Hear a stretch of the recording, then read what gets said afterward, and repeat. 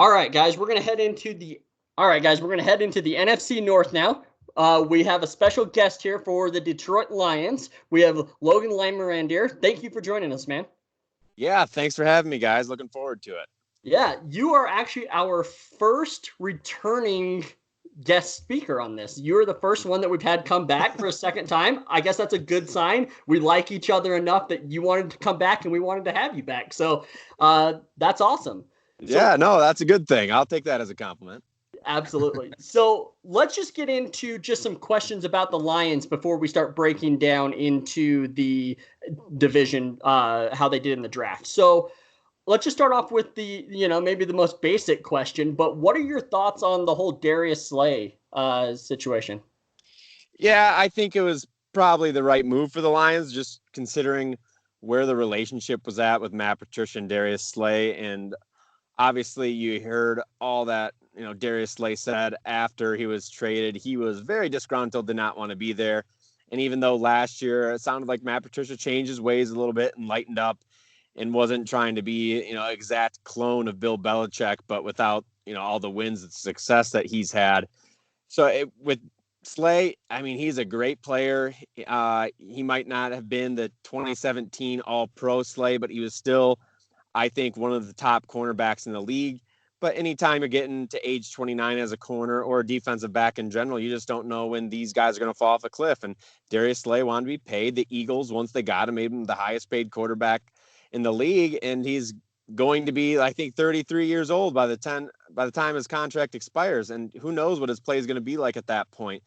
So for the trade value that I think the Lions got back, I think it was right on par with what the rest of the league probably would have given up. I know there was plenty of fans out there who were looking at that Jalen Ramsey trade where they got 2 first-round picks for Ramsey, but they're just at different points in their careers where Ramsey was just kind of hitting his prime and Slay was on the tail end of it. And looking at what the Lions got in return, you got a 3rd-round pick and a 5th-round pick, and they also freed up, I think the overlooked part is they also freed up $10.5 million of cap space by trading Darius Slay. And that was pretty much the exact same amount of money that they gave Desmond Trufant. So I don't mind it. I do think Darius Slay is the better corner over Trufant, but I don't think it's a huge gap. I think the biggest issue is just going to be for Trufant staying healthy. You got Okuda now in the ranks, working his way up and see what he can do. But I think it was probably the right move. Maybe it could have been handled a little bit differently earlier on in the process to make Slay happy. But I think it all comes down to he wanted to be paid a lot. And I don't necessarily blame, especially from that Patriots philosophy is you don't overpay, players that are aging. So you kind of got to wait and see how it plays out. And if Darius Slay continues to play like he's played the past couple of years for 3 or 4 more years, then yeah, it's probably a bad trade. But I think the Lions are just betting on that he's going to hit the decline at some point, and they're not going to have to be paying him top money to do so. Yeah, I totally Awesome. agree there. Going off the Patriot way that you mentioned there, right towards the end of that answer, that's something, the stigma that's always been around Matt Patricia since he came to Detroit was creating that Patriot way here in Detroit. And, you can't just go to a team and expect things to be the same way. You kind of have to build that. And kind of standing on the outside looking in, it looks like he's getting close with that. And you mentioned it as well with how the Patriots, they don't try and overpay for guys. They get rid of them before they get to that decline part. How close do you think Matt Patricia is to kind of getting things to be the same type of way in New England? Do you think he's close enough where fans will kind of realize it in time? Or is he getting to the end of the rope and people are like, hey, this isn't working, we got to get him out of town? Kind of what are your thoughts and what are you seeing, with all of the Lions fans in their mindset towards Matt Patricia heading into this year of coaching?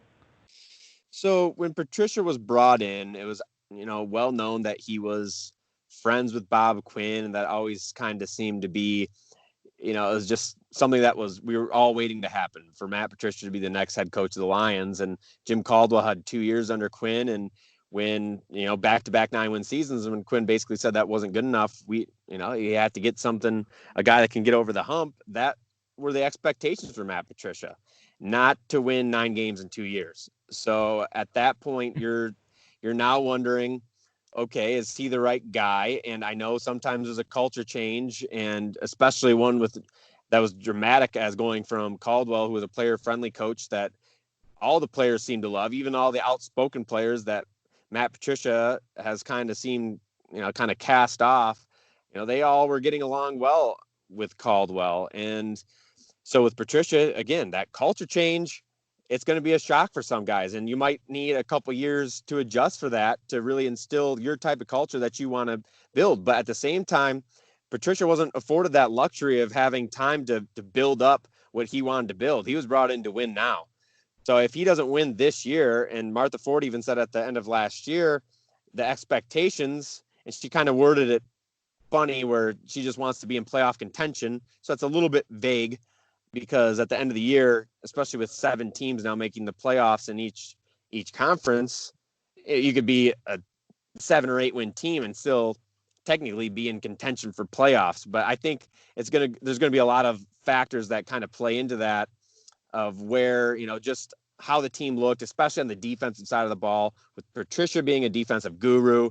That's supposed to be his calling card. If their defense can't turn it around, can't even be in the middle of the league, what's the point of having this defensive minded head coach when it's Darrell Bevel who's in the offense that's carrying the team? So I do think it's got to be going in the right way.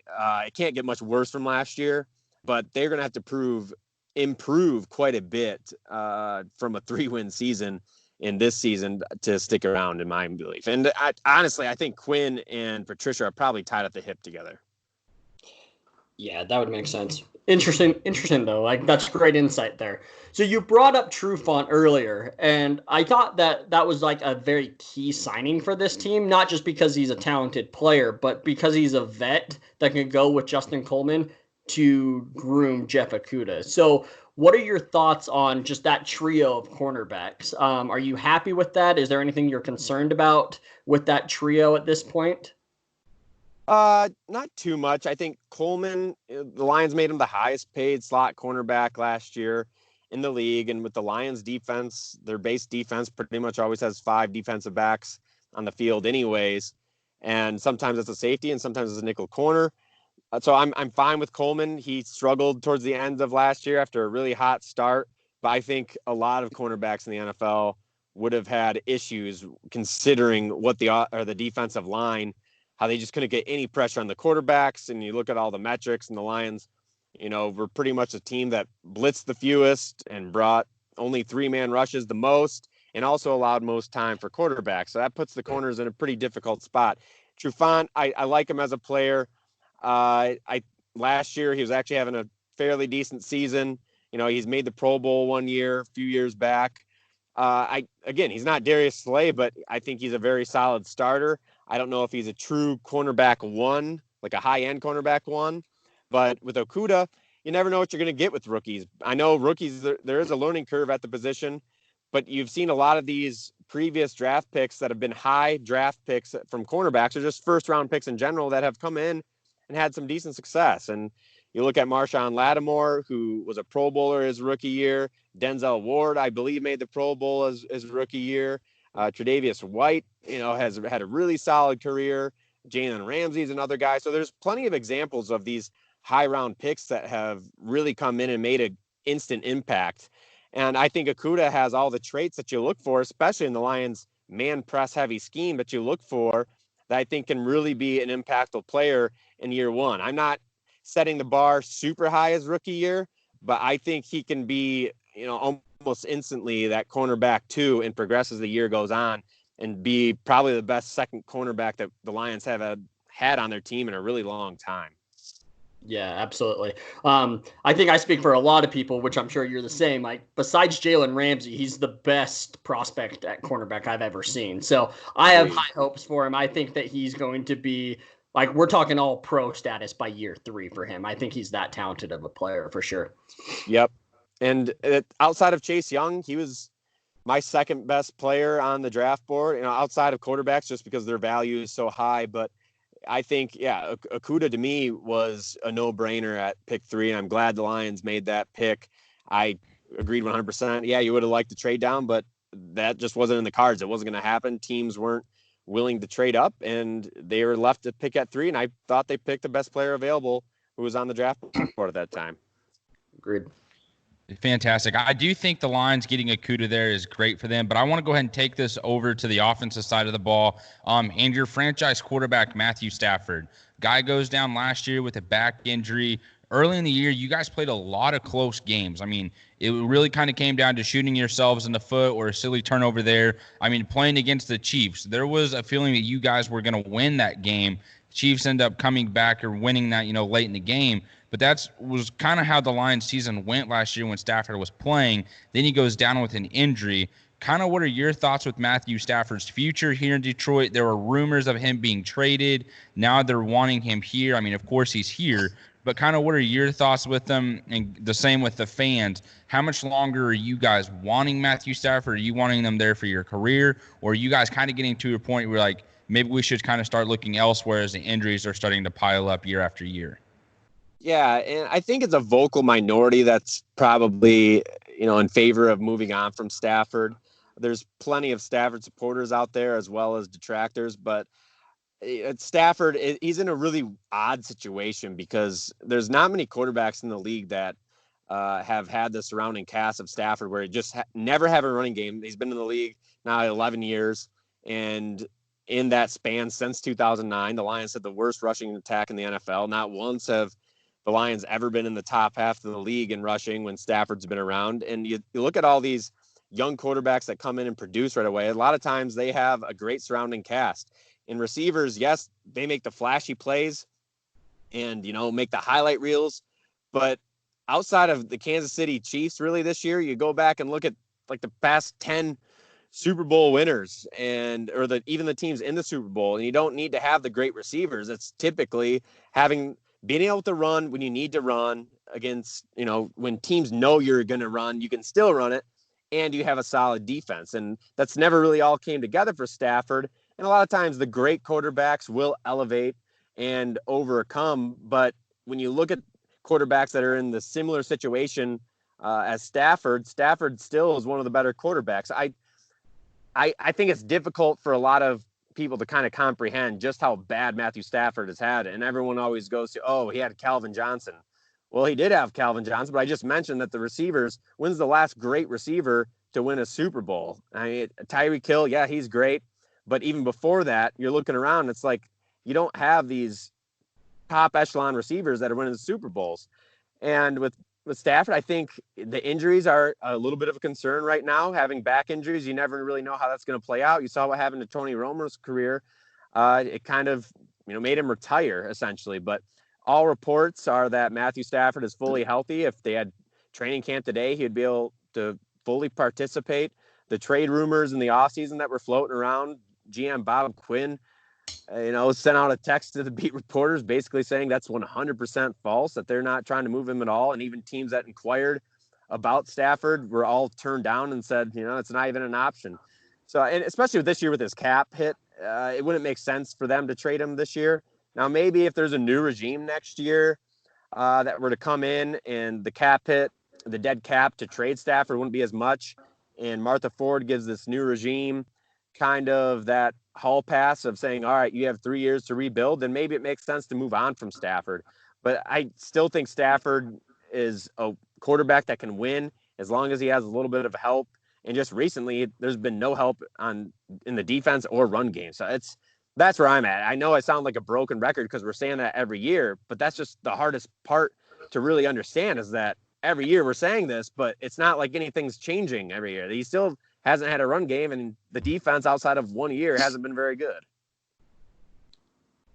Yeah, I totally agree with you because we've talked about Stafford more than almost any player on this podcast. Like he's just so fascinating on this situation because of how talented he actually is, and it's him not winning a playoff game. It's not a reflection of his talent and his leadership. It is the reflection of just that team around him. So we agree there. So before we get into the rookie classes here, so a couple more questions. What do you think is the biggest strength and weakness on this Detroit Lions team heading into the 2020 season? So I think their biggest strength is probably the passing attack with a healthy Matthew Stafford. You saw it last year before he went down with injury. Yeah, Stafford had was averaging the most yards per game through the air, and Darrell Bevell came in and really changed the whole philosophy of that offense, where they were going to start taking some deep shots. And both Marvin Jones and Kenny Galladay, despite not having a ton of separation and their big-bodied receivers, they use those bodies to their advantage, and they have super strong hands and body control to come down with those deep catches. That's just very difficult for teams to stop, because even when they're well covered, they still can make a catch. So that's, I think, the strength of the team right now. The biggest weakness, I would still probably say defensive line and just pass rush in general, but I don't think that with Matt Patricia's defensive philosophy that he necessarily emphasizes the pass rush. He likes to have rely more on coverage than pass rush, and it's usually a lot of coverage sacks, and that's how they get the rush or get to the quarterback. So I don't know if that would be considered a weakness, but definitely, like, from a paper standpoint, looking at production, I think they have a long ways to go in terms of getting to the quarterback. I know they drafted Julian Okwara in the third round, who is more of a pass rush specialist, Trey Flowers, so they paid a lot of money last year. He has just an all-around good player. And again, that goes back to that philosophy of Matt Patricia wanting a guy that can play against the run. And Trey Flowers is one of the best defensive ends against the run, but his pass rush ability, it's limited. He uses a power technique. He's never been a double-digit sack guy, but he usually has pressures, which still means something. But it's just they got to get home to the quarterback. And you saw too many times last year from average to below average quarterbacks just tearing up the Lions secondary because they had all the time in the world back there to find an open receiver. Right. Perfect. Dries, you want to go ahead and get into this? Yeah, let's do it. All right, perfect. So now it is time for our NFC North Fuck, Marry, Kill. Carol Baskin explaining this. Which draft do you want to marry? What draft do you want to, just have a good time with for maybe one night? See how it goes. Which one do you want to get rid of? And then which one is just the worst thing that could have happened in the division for this team in the draft? That's the Carol Baskin. You can't convince me it didn't happen. She killed her husband, no doubt about it. Logan, let's go ahead and start with you, dude. The Lions here on their draft, what are your thoughts overall, top to bottom, and kind of what that production from these draft players or the players drafted here will bring to the Lions next season?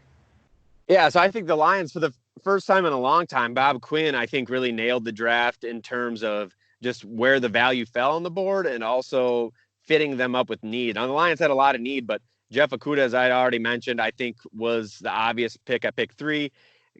Cornerback was a big need that they needed to fill. Even if they had Darius Slay, I still think Okudah would have been the selection there. So I'm happy there. DeAndre Swift, a little bit of a luxury pick, considering a running back is devalued now in the NFL. But also, you get to look at the Lions are still, it just seems like forever they've been searching for a running back. So maybe they got one in Swift. Okwara, I mentioned him as well. He's a pass rushing specialist, and the Lions need pass rush, so I'm happy there. And then perhaps the biggest hole on the Lions team was that right guard spot after Graham Glasgow left in free agency and signed a pretty big contract with the Denver Broncos. And Jonah Jackson and Logan Stenberg, they went back-to-back guards, kind of two different style of guards, where Jackson is more of a technician, pass protector. And Logan Stenberg is just a nasty man and was voted the most disliked player in the SEC and can move people in the run game. So those top 5 picks I'm all pretty happy with. Yeah, I'm with you. So Okwara is actually one of my favorite players in the draft. So when you guys got him in the 3rd round, I was very, very excited for you guys. We did a very fun mock draft a couple of days before the draft where we went kind of crazy with trades and whatnot. And I actually had Okwara going 33rd overall to the Bengals. So getting him at 67 was just fantastic value, in my opinion. You talked about, Swift maybe being a luxury pick, but for the most part, he was a lot of people's running back ones. So getting the number 1 player at a position in the 2nd round is just fantastic value. Doesn't matter the position, really. So I love that. You do have to worry about his shoulder injury. That's the only concern with Swift. If it wasn't for that, he would have been the pick at 32 for Austin's Chiefs. Like, no questions about it, in my opinion. But heck, maybe even the Dolphins would have taken him at 26 at that point. So I love the first three. You already talked about your offensive guard, how you guys needed that. And then you got just big, nasty guys at the end with going back-to-back defensive tackles. So you talked about defensive line there. You got guys that are just ready to plug up holes and just try to push that interior offensive line back. So I really like that. Yeah, no, and the defensive tackles, Penasini, I had a lot higher on my board than he ended up going, so I thought that was great value. He's just a run stuffer, but he does it very well. He's kind of has an odd body shape. He's only 6'1", but he's 320 pounds almost, and he doesn't provide a ton rushing the passer, but in the Lions scheme, they don't necessarily want that. They just want someone that can two-gap. That's their scheme, is to fill multiple holes, and Penasini can do that. Deshaun Cornell, he's kind of a tweener, a little bit of a defensive tackle, defensive end, was a highly rated prospect out of high school. And he just, on a very talented Ohio State defensive line, couldn't really find a steady role on the team until, last year, where he produced all right. But, he has some nice traits, but I don't know. At this time, I think he's probably more of a practice squad candidate, unless he just has an unreal preseason, if a preseason even happens. Yeah, absolutely. Okay, great. That's awesome. So we're going to just break down some other divisions. We'll get your takes on some of the picks here, and then we'll kind of just get into our rankings here. So I'll just start us off with the Packers. This division, for some reason, seems like they all had double-digit picks by the end of the draft. It's crazy how many picks everybody had. So we'll probably only go over the first 4 or 5 picks for every team at this point, just because we're not going to bother everybody with a whole bunch of 7th-round guys. So we'll start with the Packers. They obviously traded up for Jordan Love, Utah State kid. Value, I think, is there. I think that the idea is good, but also at the same time, you're one game away from a Super Bowl. Like, is that really the route you want to go? You have this short window. Like, do you really want to waste it right now? So it's tough, but I get the reasoning. Then round 2, A.J. Dillon, running back. This one is the pick that just makes me want my head to explode. Doesn't make any sense. You already have 2 running backs in, Jones and Williams, so it just doesn't really make sense there. Josiah DeGuara, I believe is how you pronounce his name, fullback / tight end. That's an interesting one. Like, what style of offense you're trying to go with here? You have Jay Sternberger from last year from Texas A&M. That's interesting. And then Kamal Martin, the linebacker, who I really actually do like. And we've talked a lot, Austin and I, just throughout the last 3 months since they got booted out of the playoffs, just how they got bullied. They basically just got bullied in the NFC Championship game. You have to get tougher up the middle, and that's defensive tackle and linebacker. I think that does kind of help that spot. I still think their defensive tackle spot is weak, but overall, I don't have a problem with that pick. So right now, I don't love it. It just seems like you wasted a 2nd and 3rd round pick. 1st rounder, I still would have gone a different route, considering you guys need a wide receiver desperately, and you didn't take one this entire draft. Mind-boggling to me. But also at the same time, like, if you believe he can be your quarterback of the future, and you're like, okay, let him sit behind Rodgers for 2 years, and then he's our guy for the next 15 years. I mean, you can't be mad at a team for thinking that he's going to be your future at quarterback. It's the most important position on the field.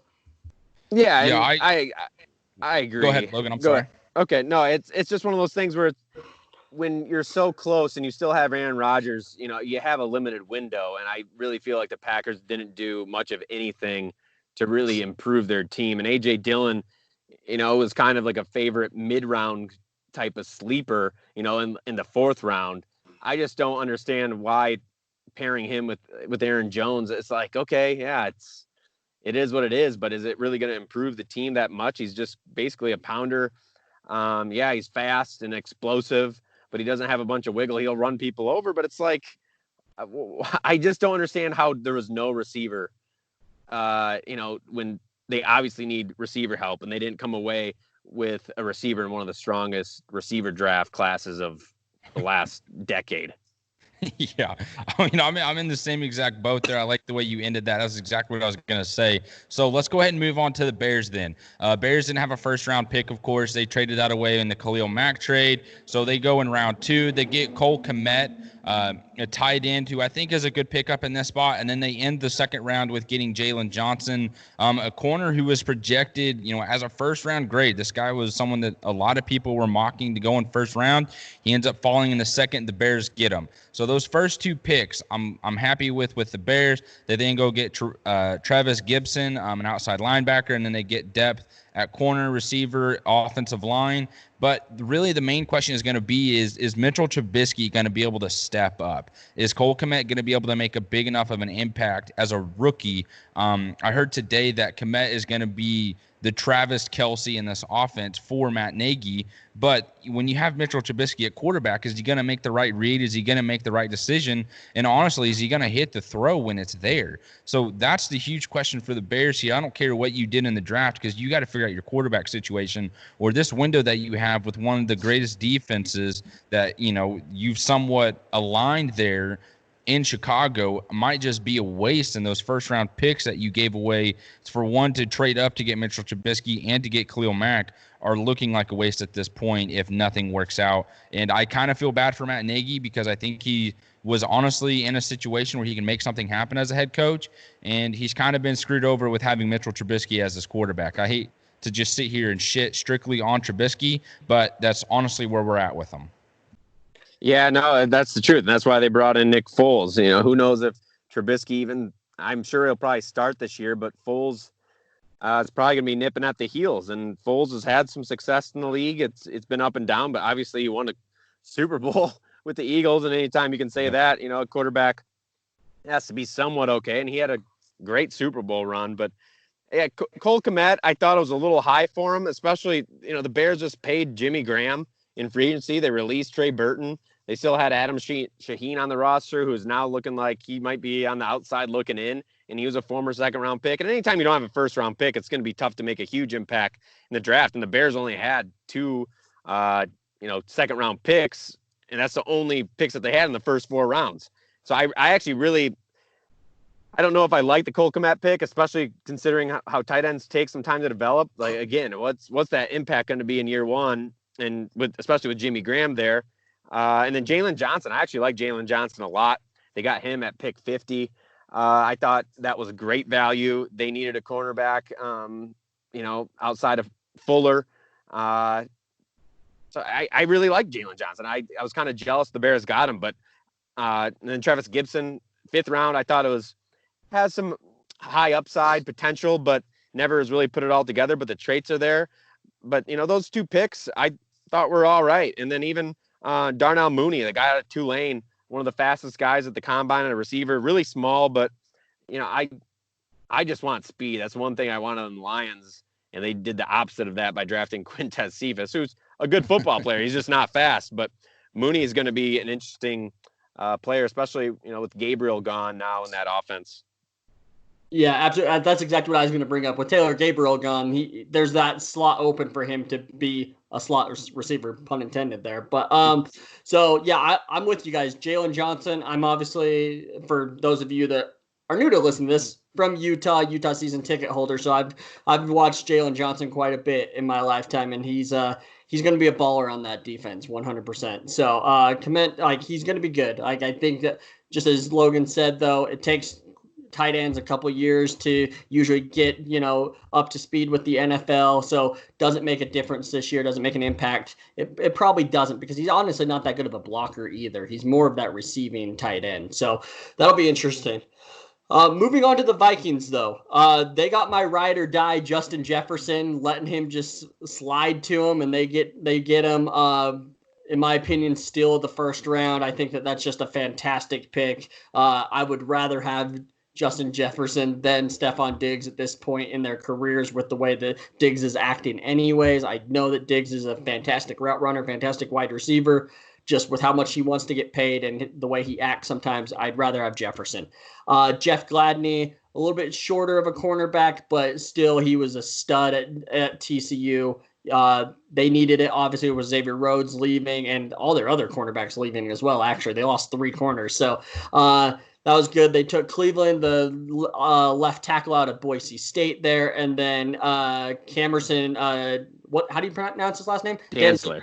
Dantzler. Yeah, thank you. So the cornerback there, he's the one that had the crazy difference in 40 times, right? From combine to pro day that randomly improved like half of a second. So, but he's still a good player. Like he really is. Hey, you need to do that, Austin, right? Yeah, I need to get in contact with his people. Yeah, you do. Logan, Austin has a little bet with some of his friends of running a 40, and he has to do that in, I think, 2 or 3 weeks from now, and he has to be under a 5.0 at that point. If not, that beautiful beard you're seeing is going to be gone, and it's going to be just a mustache. Yeah, just the stash. This beautiful beard has not been there since the summer of 2016. I did a little pre-time on it before a couple weekends ago, and it's not looking good, guys. It's not looking good. I would be scared to run a 40 right now. It hurts, dude. All these leg workouts and then climbing stairs to get into the office, I'm about done with it. I just want to go back to being lazy and not doing anything. But here we are. I got to run my mouth. Love it. So Austin, what's your opinion on this draft? For the Vikings, dude, I love it. They're kind of in a situation of losing a receiver, losing some secondary people, and they got it right back in the draft. And they got quality players within that. You then add to the offensive line. You get Dantzler at corner. I think this is a guy that can be productive. And then you add to the defensive line and the rest of your secondary from here. So I really like the draft that the Vikings had. It's probably my favorite draft out of the division. And honestly, I'm just going to go ahead and transition this right on into the whole point of the segment. This is probably the team that I'm going to marry. This is the draft that I'm going to get down on a knee for. I'm going to open the box and say, hey, let's do this for life. Forever is a long time, and I'm ready to do it with you guys. And then with the Bears, I'm honestly probably going to kill them. I'm not going to Carol Baskin them. I'm just going to kill them. I think probably the highest quality pick you got was Jalen Johnson in the second round. The Lions, they're a team that I'm looking at like, hey, we're going to have some fun. Like Logan said, you got some nasty guys for the offensive line. You got Jeff Okudah, who I think is going to be a huge help in that Matt Patricia defense. Then you finally get yourself a running back for Matthew Stafford, something he hasn't had. I know Logan's touched up on that quite a bit, so I don't want to, just be a broken record and keep repeating them. But I really kind of like the draft of the Lions this year. And then the Packers, that's the Carol Baskin.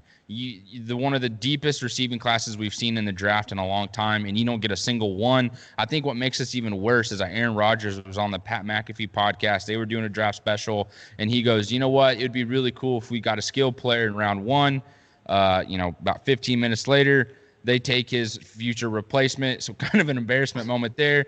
And then they just get a running back that no one was looking at for the second round. And then, again, you don't go any receiver. You don't really get yourself any true defensive line help or linebacker help. Is Christian Kirksey really going to be the answer at your linebacker to help stop the walloping that you faced or received in the NFC Championship game?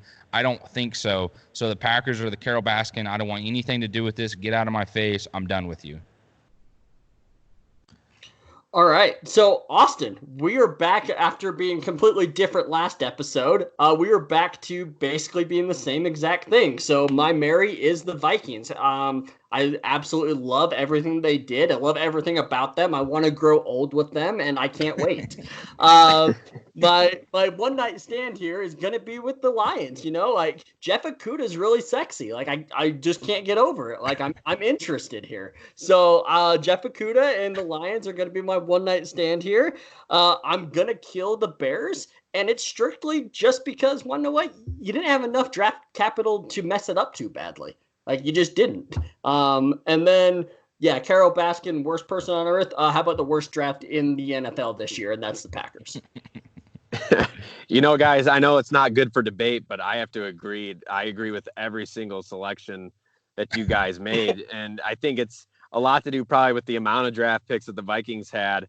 You just look at all the talent they brought in. And, usually the more draft picks you have, the more likely you have guys that are going to hit. It's truly just a lottery at some times, and they got a lot of nice players even in the late rounds where I was, again, find myself jealous being in a division rival. And the Lions, I think they were very solid. It's just one of those things where I think day 3 could have been a little bit better. And general managers know more than I do, of course, but they obviously have a role for these guys. But I just don't necessarily see it. And I think there was better players that they could have taken in round 3, but who knows? I'm not a GM. But yeah, the Bears probably just kill the Bears. That's one where it's like, I like Jalen Johnson. I think that was their best pick, and considering they didn't have a ton of draft capital, they would have really had to hit a home run. But again, I just don't, outside of Jalen Johnson, I don't think they really got any instant impact type of guys. And then the Packers, you just look at them, and I don't understand their draft one bit. You figured Rodgers, who just signed an extension a couple years ago, 36 years old, which is in quarterback years, it's getting up there, but you've seen plenty of, Tom Brady and the Drew Brees types, the greats can keep playing until they're 40. So I don't know when Jordan Love will even see the field. And there's going to come a time, much like Rodgers did with Favre, where it's going to probably get pushed out because it's what you do as anytime you draft a quarterback in the first round. And let's just hope from a Lions standpoint that they don't have a third Hall of Famer in a row. Yeah, for Lions' sake, absolutely there. I mean, that's how I feel as a Jags fan with the Colts, man. You get Peyton Manning. I'm like, oh, finally, Peyton Manning's gone. And then they get Andrew Luck. So, and now I get to deal with Phillip Rivers, who's just a Jaguar killer. So, absolutely. So, Logan, thank you for coming on again. We appreciate it very much. It's always great hanging out with you, talking Lions football, talking NFC North football. We'll be sure to have you on again. Yeah, no, guys, I really appreciate you having me. It's always a good time. And let's not wait a year next for the next little podcast we do. So again, thanks for having me, and good time. Yeah, absolutely. All right. Thanks everybody. That's it for tonight's show. And tonight we've been talking football.